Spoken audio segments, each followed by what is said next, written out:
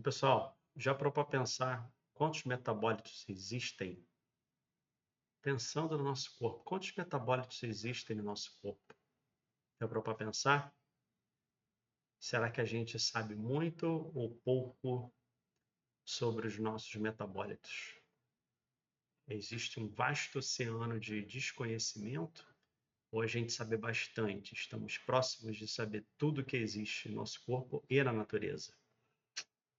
Quanto será que a literatura estima que nós conhecemos? Quer saber mais? Vamos comigo.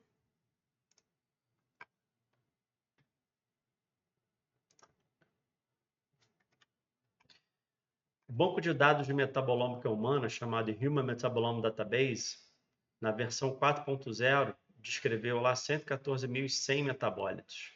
Ó, agora, lançado em 2022, foi, então, catalogado 217.920 metabólitos. E aí, quanto se corresponde à realidade?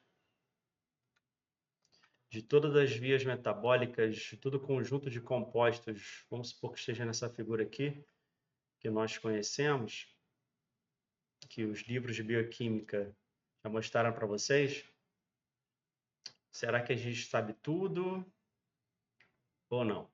Quanto que a gente sabe? Então, a literatura estima que a gente sabe somente 10% dos metabólitos existentes. Quem inventou isso? Foi eu? Não.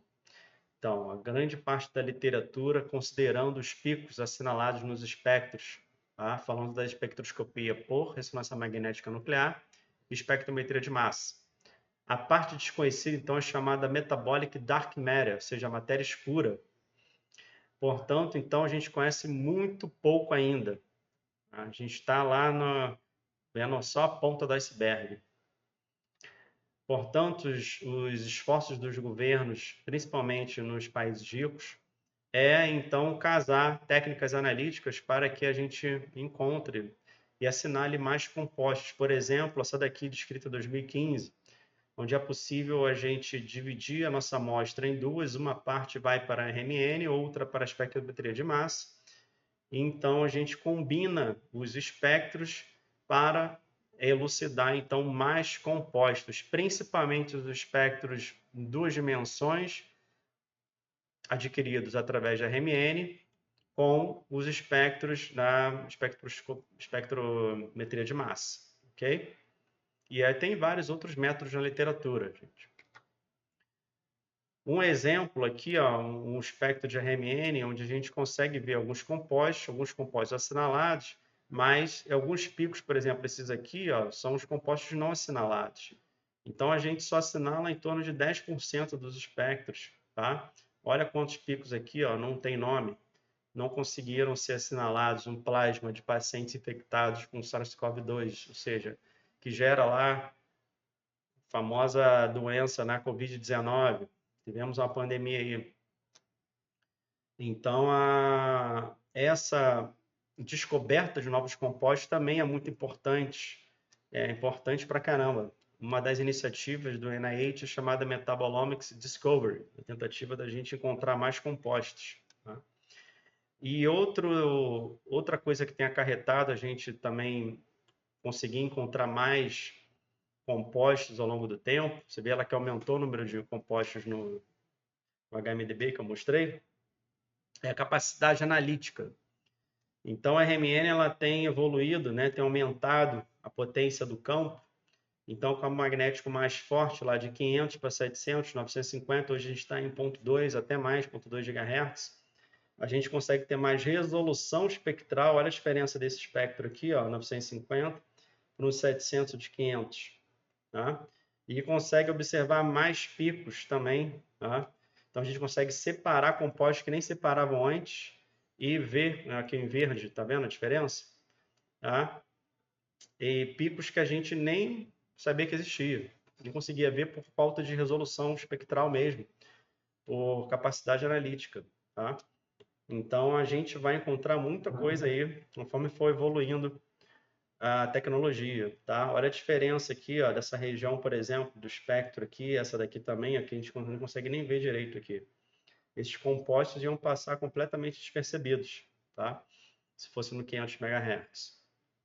Outra coisa também é que em campos magnéticos mais fortes, a gente gasta menos tempo, tá, por amostra. Então, a gente consegue adquirir espectros aí em 15 minutos, onde a gente faria em 1 ou 2 horas, tá, em campos menores.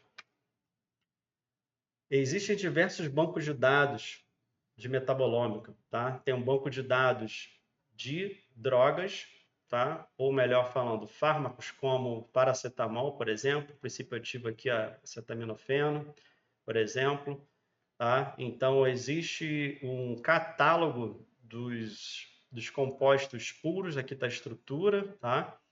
O campo onde ele foi adquirido, 500 MHz, concentração e pH 7, referenciado pelo DMSO. Aqui está o pico do DMSO, o espectro composto puro, e os picos, então, desse composto. Então, a gente tem um perfil já desse composto no espectro para RMN, para facilitar a gente detectar, encontrar, calcular a pureza dele e tudo mais, tá? Existe o banco de dados de leite, tá? MCDB, Milk Composition Database, tá? Diferentes tipos de leite que a gente encontra, o espectro de compostos puros, isso é bem legal para a indústria de alimentos, tá? Existe esse banco também, SMPDB, tá?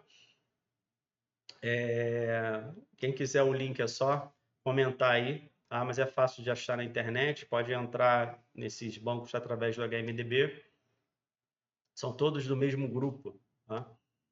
Então, nesse aqui a gente pode navegar pelas rotas metabólicas, clicar nos compostos, e aí vem lá Homo sapiens, já na espécie Homo sapiens, o Metabolic Pathway aqui, o piruvato faz isso tudo que está aqui, vem descrevendo as funções, as vias que ele atua, o piruvato, tá? E assim também diversos outros compostos, pode dar zoom, tirar zoom, dar um print, fazer o download, tá? Dá para fazer bastante coisa aqui, isso é bem interessante até para estudo, tá?